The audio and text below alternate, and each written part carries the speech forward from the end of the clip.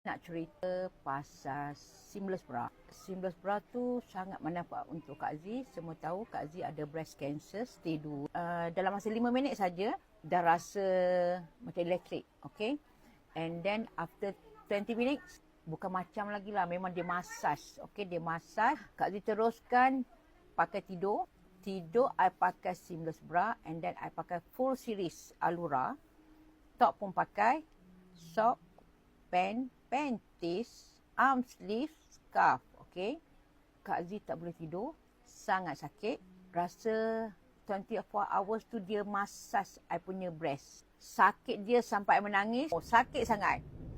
Tapi I bersyukur sebab I jumpa produk Allura ni dulu.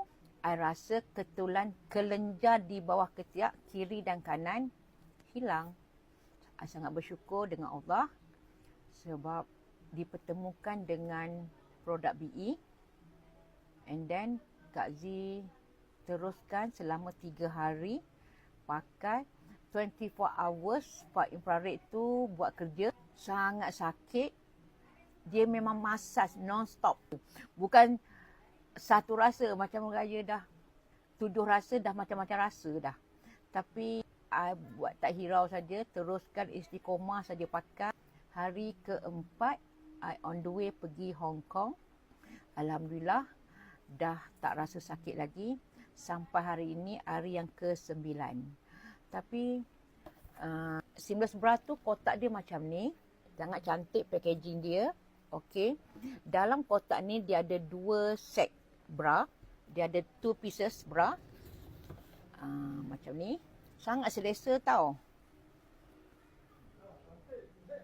Kan ada lemak-lemak hilang. Dia akan flatkan ni.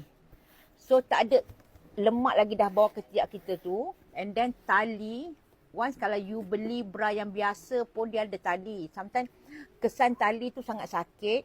After 3 months, tali tu akan mudah jatuh, londeh macam tu. And then dia punya, ini dia memang ngam-ngam dekat kita punya breast tu.